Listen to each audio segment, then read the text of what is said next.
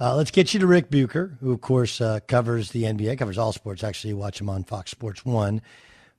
Buke, most surprising outcome of Game 1 playoff weekend? Honestly, I'm not sure there was one, to tell you the truth. I feel as if there's a ready explanation for every single thing that happened. I guess I would go Grizzlies, Utah Jazz, if I had to pick one, just because getting Mike Conley back, playing in Utah, Grizzlies coming off of an emotional game against the Golden State Warriors, it would have been really easy to see them go in there, a young team that's never been in the playoffs before. But when I look at how they're composed and I look at the fact that we don't have fans, we have some fans in the stands, but it's still not the same atmosphere that we're used to seeing in the playoffs. And it's just the dynamics feel different. And the athleticism of the Grizzlies, I feel, I've been saying this for a little bit now, feel as if we talk so much about Zion and the New Orleans Pelicans, and the team and the player that we really should be talking about are the Memphis Grizzlies and John Morant, because he and they are built to be good, not just now, but moving forward. And I just look at that there's a lot of work to be done, both by Zion and the Pelicans in general. I think that's totally fair. I do want to ask you about Friday night, because what's crazy about how the sports world turns is all the opinion shows, right? Everything really cranks up on Monday. So we have Clippers and Lakers both going down, Jazz going down Game 1 on Saturday and Sunday. We've forgotten about Friday night. Yeah. Up until Friday night, I would stand on the rooftops and yell, I love the play-in tournament. And I love Ja Morant. And they did beat the Warriors. But the Warriors technically qualified for the playoffs by beating the Grizzlies at the end of the season. In hindsight, is the play-in tournament a mistake for the league? No, because I feel as if getting to see the Lakers and the Warriors in a play-in game made good on the entire play-in concept in and of itself. We would not have had what a unique opportunity to see LeBron and Steph go head-to-head in a circumstance like that, or maybe Steph and Draymond versus LeBron and AD. So I look, if people want to look at it and say, well, we don't get Steph now. Technically, they earned the right to have a 7-game series against the Utah Jazz. I'm not convinced that the Golden State Warriors would be a more real opponent for the Utah Jazz in a 7-game series than the Memphis Grizzlies. I feel as if the two play-in games that Steph played were demonstrated that at 33 years old, he was phenomenal through much of the season and had a historic scoring run at the end. But bottom line is he was worn out by the time he got to the Memphis Grizzlies, if not up against the Lakers. And so I just don't know that series would have been any more competitive with the Golden State Warriors being the team as opposed to the Grizzlies. Yes, but for the league, you want Steph Curry in the playoffs. Okay, but now we're delving into the conspiracy theories and no. I'm not saying conspiracy theories. I'm just saying look, would the league prefer to have him in? That's not a conspiracy theory. The league would prefer to have him in, and they technically would have been in if not for the play-in. But I think you're looking at just what was the result of that particular seed, and I think that the dividends of the play-in game are far more wider reaching than that. We had meaningful games right up until the last day of the season, whether it was teams that were trying to get into the play-in tournament or it was teams that were trying to avoid it. The last few weeks in both conferences were packed with quality games. You saw tanking was not something that was discussed when normally that's the number one subject in the last few weeks, if not month of the season. And so when I look at that and I look at some of the games that we got, whether it was Warriors, Lakers, or Warriors, Grizzlies, some of the games were blowouts, no question about it. But I think overall, the dividends and what it was meant to do, I think it accomplished that. And so if the sacrifice is I don't get to see, 2, 3, maybe 4 more games of Steph Curry and the Warriors, at this stage, I'll live with that for everything else that it brought. Doug Gottlieb Show here on Fox Sports Radio. That is the voice of one Ric Bucher. Rick, okay, let me ask you about the Clippers. Some people want to go Clipper curse. They want to do it, but whatever. What's your take on the Clippers losing game 1 at home to the Mavericks?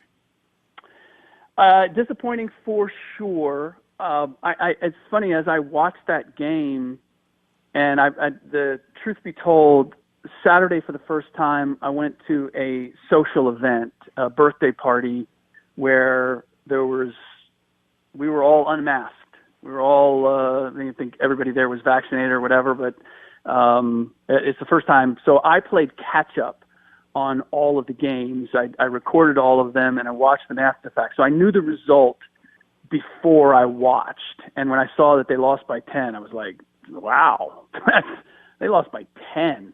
Not really reflective. As the game was unfolding, I was like, how did they lose this game? And I'm still, the bottom line is they were the best 3-point shooting team in the league, and they shot terribly. The Mavs are not one of the best, in fact, in the bottom 10, and they shot lights out, Luka Doncic in particular. They won that battle decisively, and yet it was a 3-point game with under 2 minutes to go. So I think they played far too methodically.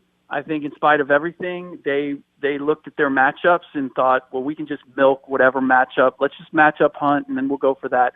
They played way too slow. They did not hit open threes. Marcus Morris and Reggie Jackson shoot 47 and 43% from 3. They did it all season long. Those two were a collective 0 for 9.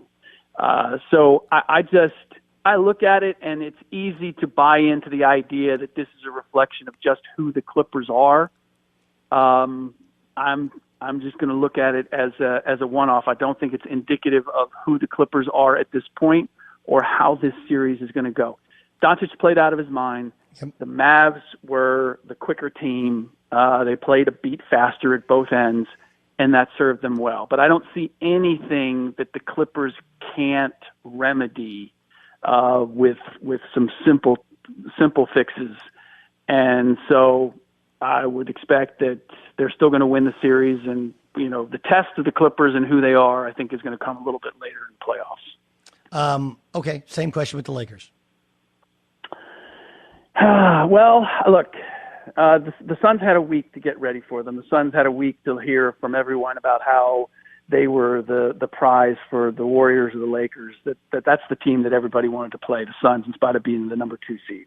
I'm sure that was motivating for them. DeAndre Ayton, I did not expect to dominate his matchup with Anthony Davis, and he did.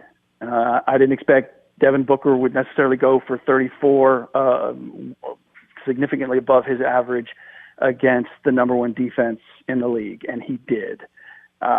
So I don't know how much to take from it, to be honest with you. I've seen Anthony Davis and LeBron James play this indifferently before and then rally the troops. The one cautionary element is that I think it's been shown all year long that the supporting cast that the Lakers now have cannot sustain their offense. LeBron James being active is a vital part to their team. And the question remains, are we going to see that LeBron James? Because we've now had 2 playoff intensity games played by him, and he's been banged up in both of them physically. And so that's my great question. I don't want to take too much from either game 1, Clippers or Lakers. Agreed. But we've watched him a lot, and he's not moving like LeBron James. And he's had some of this before.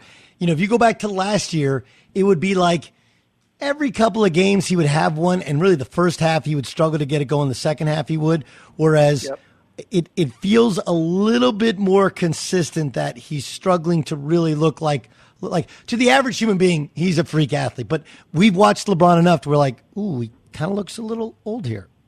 Yeah. Well, and he's playing a game that, I mean, he's operating either from way above the arc or he's operating in the post and backing guys down and looking to draw a double and give it up. Yeah. And it's a much slower game. And so the Lakers can't afford to fall behind. I mean, they never got closer than 7 in the entire fourth quarter against a Suns team that was playing with a one-armed Chris Paul and against a Phoenix Suns team that had not closed out a playoff game in 11 years. So if there was ever a time for the Lakers just to kind of sleepwalk through 3 quarters and then assert themselves, this was the team and this was the place. And they didn't do it. And why didn't they do it? I mean, Anthony Davis, can he be more aggressive? Well, I guess he could be, but if this is an energy game, he's still working his way back to being in game shape. And it's not just game shape, it's playoff game shape.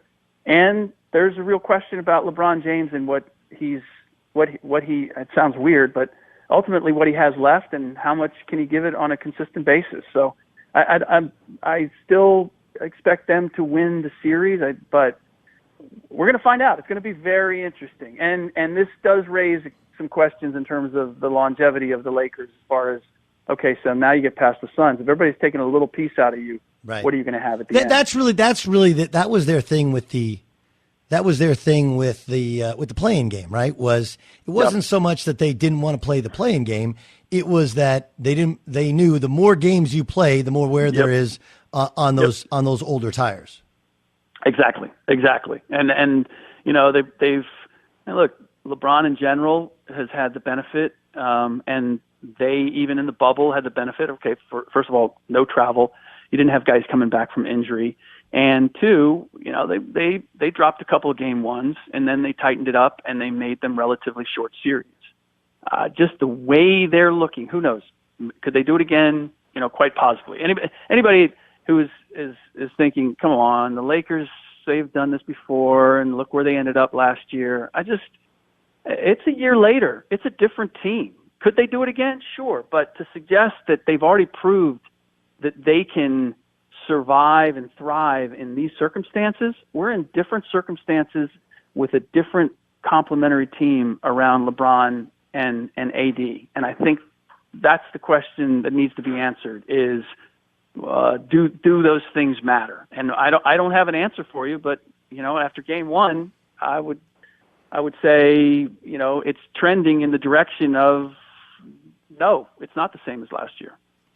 Doug Gottlieb Show here on Fox Sports Radio. That's the voice of Ric Bucher. Last thing, how big was the Bucks win? It was only one game, but to find a way to have somebody step up and make a big shot like Chris Middleton, how big was that?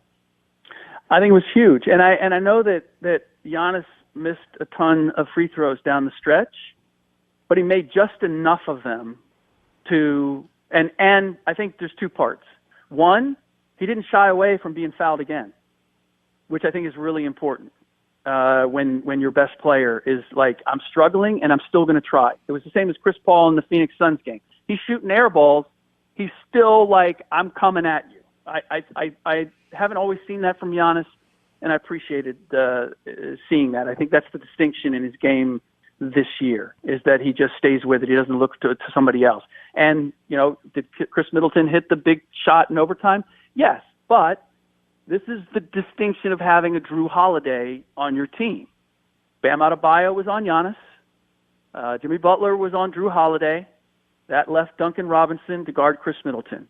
You match up Hunt in a situation like that, and that little difference for the Bucks, and seeing it come to fruition against a team like the Miami Heat, I think does wonders for them. And so I'm with you. It was kind of ugly and, you know, off balance, but Miami often makes you play that way, and they survived. And I think that's going to do a lot for the Milwaukee Bucks going forward.